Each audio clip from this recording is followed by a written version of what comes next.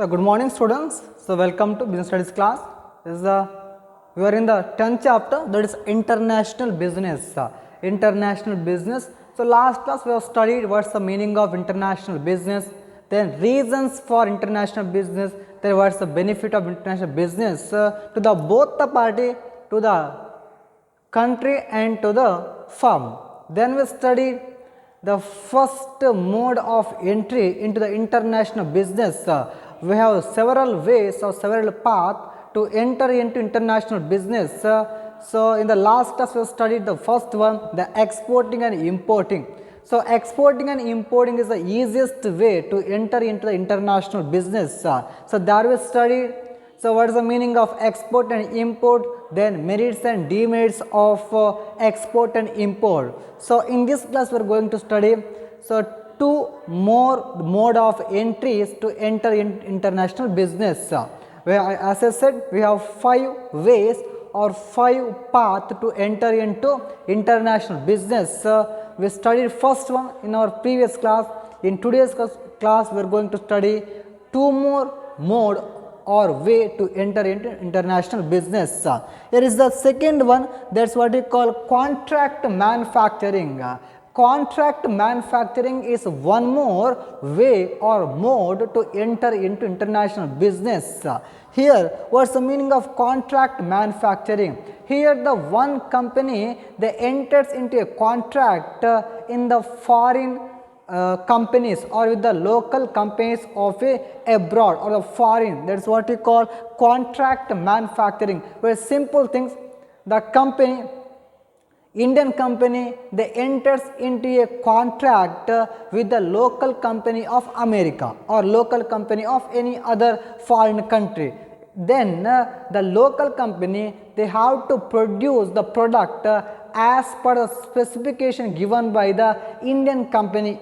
That is what we call contract manufacturing or outsourcing. Very simple things, when you come to contract manufacturing, enter into a contract with the local company of a foreign country, local company of a foreign country, then produce as per the specification given by the Indian company. Here I said Indian company, they enter into an agreement with the foreign company, with the local manufacturers of a foreign company. Now the local manufacturers of foreign company, they have to produce the product as per the specification or as per the instruction given by the Indian company. That's what we call contract manufacturing. It's a second way or mode of entry to enter into international business, the second way or path or mode. Then what are the advantages of contract manufacturing? The contract manufacturing also called outsourcing. Okay, it's also called outsourcing. The first advantages, now come to advantages. The first advantages, no investment in setting of a business firm or the company. When the company they opt for contract manufacturing to enter into international business, then this is the very cheapest way. There is no need of investment for setting up a business in the foreign country, because we are entering into a contract with the local company of a foreign country, so that there is no investment is needed. So there is no capital is needed. That is the first advantage, no investment in setting up a firm. Then second one, hardly investment. If there is no investment, then again there is no investment risk. That is the second advantages. Then third one, lower material and labor risk. Now what is the purpose of contracting out a third party? So when we contracting out a third party, then the third party or the local manufacturers of foreign country, they produce the goods in an efficient way with the very less labor cost or with the material cost. Then when we have the lower material cost and labor cost, automatically the price of the goods comes down. There is a one more advantages of the contract manufacturing. Okay, what's the, as I said, the purpose of the contracting out, the main purpose of contracting out, if I am going to produce a product in our country, in that case the material cost or labor cost may be high in our country. If I contracting out that product in the to the foreign country, okay, in that country the production cost or labor cost or the material cost may be less. That's a one more advantages to the contract manufacturing. Then fourth one, gain to the local producers to utilize their production capacity. Okay, sometimes as I said, Indian company they enter into an agreement or the contract with the local company of the foreign country. Now, the gain to the local producers, how? To utilize their production capacity. Some local manufacturers in the foreign country, they have the more production capacity. Okay, what they need, they have the more capacity to produce the product. That time they can utilize that capacity to enter into a contract with the foreign country. That is one more advantages to the local company. It is the advantage to the local company. They can produce a product more and more by using their production capacity. They already have the production capacity, but they are not producing to that extent. When they when they enter into a contract, then they can utilize or they can produce more product so that they can utilize their production capacity. That's one more advantages of the contract manufacturing. Then fifth one, opportunity to the international business. Now, in the contract manufacturing, it is a opportunity to the local manufacturers to enter into a international business. Is the one of the merit of contract manufacture to the local manufacturers. Here we have two companies. One company belongs to one country, another company belongs to another country. Here when you come to contracting out, it may be sometimes one foreign country they may give the contract to the Indian country's companies or local company of India, or one Indian company they may enter into the contract with the local company of foreign or in America. That's the thing. So here is the advantages. No investment in setting up. There's no need of any money for establishment of a new company to enter into a international business. Then hard investment is, if there is no investment, then there is no risk at all. Then lower material and labor cost. As you know, the China is a production hub, isn't it? So what's the reason for that? Because there we can see the lower material and lower cost. That's one more reason. Then gain to the local producers or the manufacturers, they can utilize their extra production capacity. Then it's the opportunity to the local manufacturers to enter into international business. Then come to the limitations of international business. So first one, product quality problem. For example, you might have said Reebok or Bata or Levi's, they are contracting out their product to the local companies of some country. Now when we contracting out, there may be the chance of harming of a product quality. There's one more thing, one more limitations or disadvantages of contract manufacturing, product quality problems. It happens sometime if one company they are known for the quality. If we contracting or some product to the local manufacturers in a foreign country, if there is any defect in the quality, is a serious threat to that the reputed company. That's the first disadvantages. The second one, local manufacturers loses control over manufacturing process. It is the limitations or disadvantages to the local manufacturers. Okay, how? Now under contracting out or under contract manufacturing or under outsourcing, the local manufacturers they ask to produce the product as per the specification given by the company, isn't it? As per the specification given by the company, so that now the local manufacturers, they don't have their control over the manufacturing process, because now the local manufacturers, they are producing the product as per the order given by the foreign company. So here the local manufacturers, they don't have any control over the production aspect. This is one of the biggest threat to the local manufacturers under contract manufacturing. Okay, then third limitations, not free to sell contracted output. Now the local manufacturers, they are producing the product as per the specification or as per order given by the company, foreign company. Now the local manufacturers, they cannot sell the product or the contracted output as per their will, as per their want. They can't sell anything because it's a contracted output. They have to sell it to the foreign company. So there is not free to sell contracted output. Local manufacturers are not free to sell the output or contract output to the another party.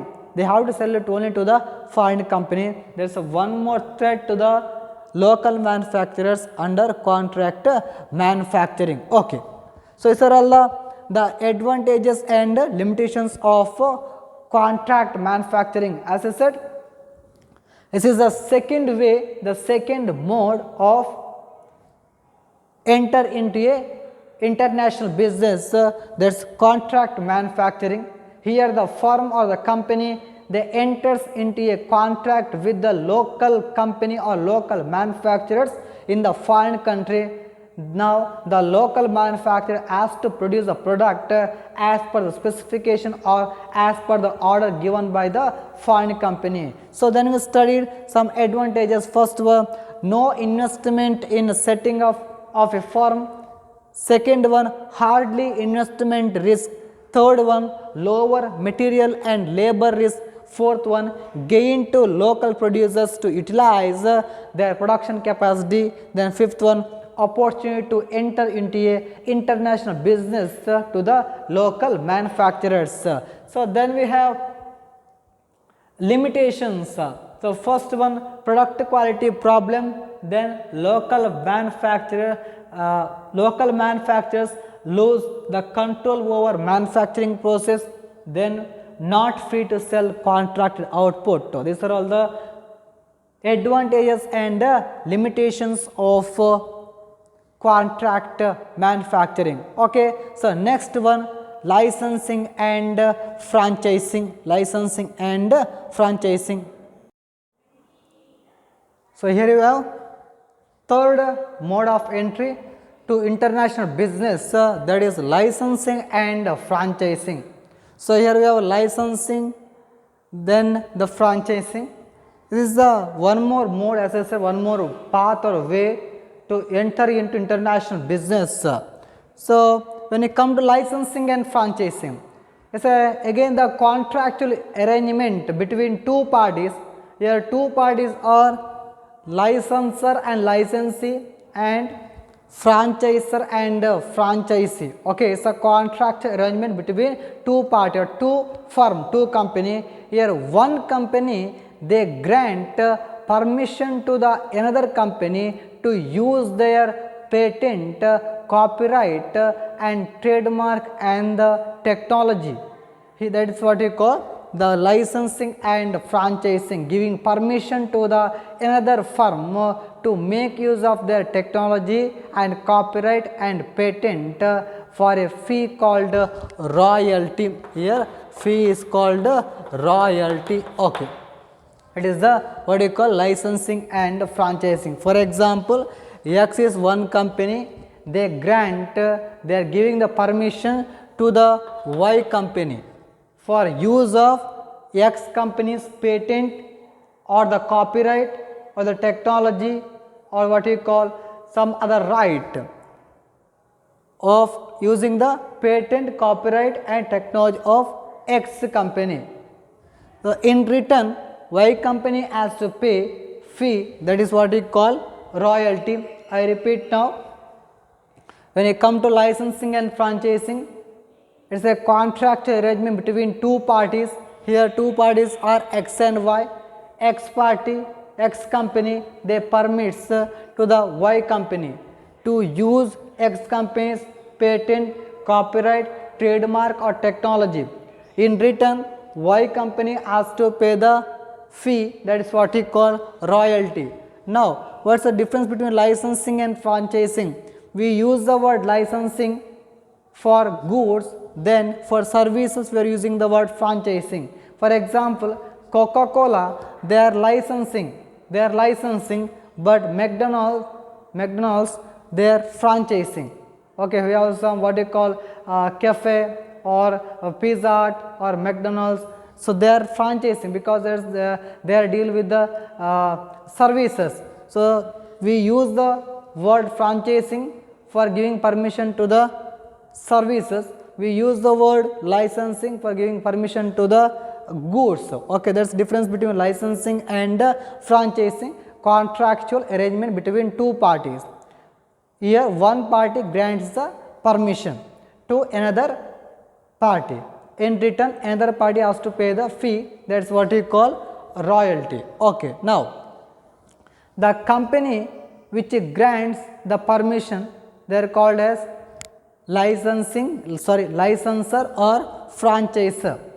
Okay, the company which gives the permission to the another company, they are called as licensor or franchisor.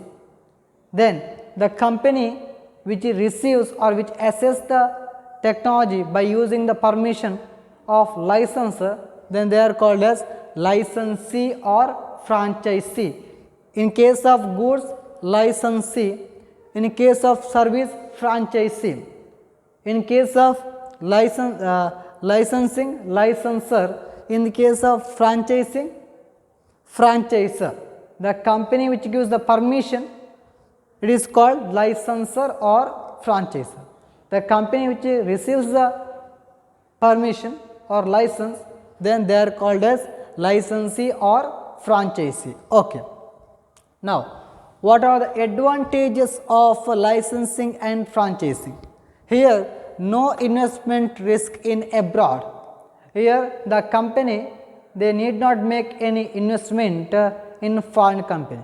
Here, the Coca-Cola, so they are licensing with they are selling their product, they are given the permission to the bottle making company. Okay, so now Coca-Cola need not make any investment in the foreign company. Even the bottle makers, they can use their permission. In return, the bottle maker has to pay the fees to the Coca-Cola company. Now Coca-Cola company need not make any investment in the foreign country, so that in the licensing or franchising, the company, I mean licensor or the franchisor, they need not make any investment in abroad or in the foreign. If there is no investment in foreign country, then there is no loss. That is the second advantages to the advantages of licensing and franchising. Then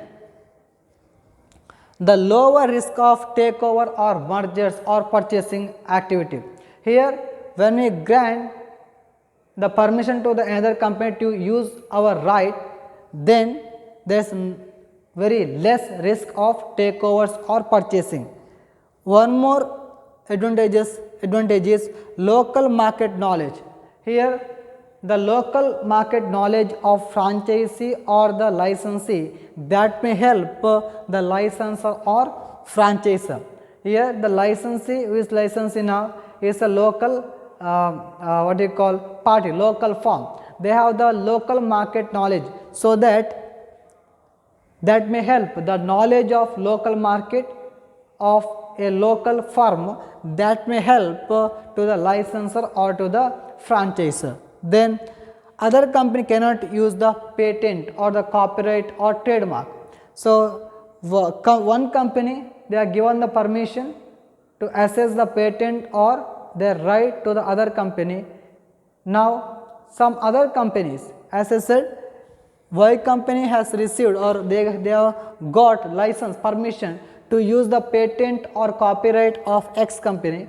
Now other than Y company, they cannot use the patent of X company or they cannot make the duplicate product. That's one more advantage of licensing and franchising. Now, so I am talking about patent, copyright or what you call trademark. Now what's the meaning of patent?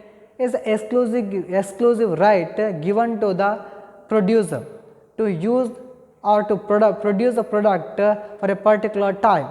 There is a permission only given to the what you call genuine manufacturers or the pioneers. That's what we call patent, is exclusive right given to the producer. Other than that, other than the producer or the pioneer, the other companies cannot produce the product as per the law. That is a patent, it's a right, that's asset, it's an intangible asset. That is what we call patent or some trademark. Here we have some limitations. So the limitations are, first one, duplication, chance of duplication. Now the franchisor, they have given the permission to the franchisee or the licensor, they are given the permission to the licensee. Now sometimes the licensee, they can produce some identical product, same product and then they can sell it in the market. That time it's a big threat to the franchisor or to the licensor. That's the one problem, the chance of duplication. Then second one, trade secret revealing, is a chance of the revealing or leakage of trade secret, because as you know, so sometimes we don't know what's the content or what's ingredients of Pepsi or Coca-Cola. Now franchisor, he has given the permission to access the technology of Coca-Cola to the franchisee. Now franchisee, he knows the secret of that Coca-Cola. So there sometimes there may be the chance in the revealing the trade secret of franchisor through the franchisee. There is one more threat.